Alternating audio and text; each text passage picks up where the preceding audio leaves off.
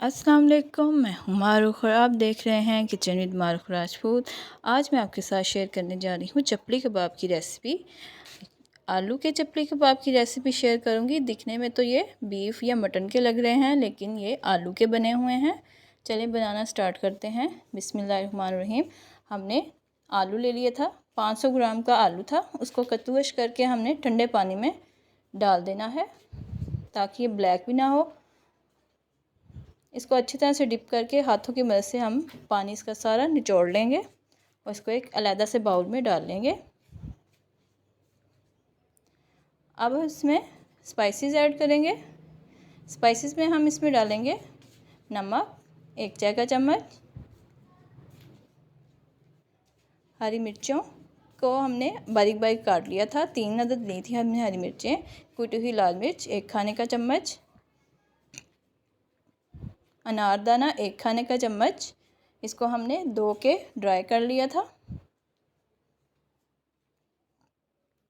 अब हम इसमें डालेंगे ज़ीरा, हाथों की मदद से इसको मसल लेंगे, वो शामिल कर देंगे। अब हम इसमें डालेंगे सूखा धनिया।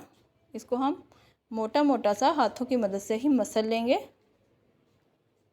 इसका टेस्ट बहुत अच्छा आता है, जब ये मुंह में आता है तो ये बहुत ही फ्लेवरफुल लगता है।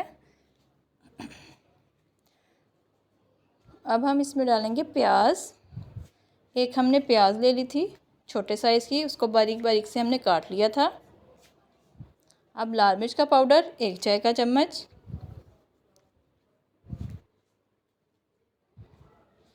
इसमें अब डालेंगे हम कॉर्नफ्लोर। अगर कॉर्नफ्लोर नहीं है तो आप इसमें मैदा भी शामिल कर सकते हैं, लेकिन कॉर्नफ्लोर अब इसमें हम डालेंगे 3 चम्मच। इसको अब हाथों की मदद से हम अच्छी तरह से मिक्स कर लेंगे। पानी हमने इसमें बिल्कुल भी शामिल नहीं करना है। अगर आपको ज़रूरत लगे तो आप इसमें और डाल सकते हैं कॉर्नफ्लोर। अब हम टमाटर को बारीक बारीक स्लाइस काट लेंगे।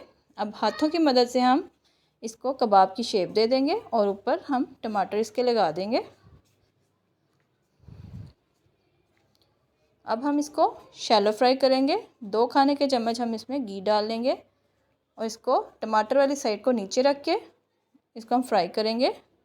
ये देखें कितना खूबसूरत इसका कलर आ चुका है। अब दूसरी साइड से हम इसको फ्राई करेंगे। इसी तरह हम इसको 3 से 4 मिनट तक फ्राई करेंगे।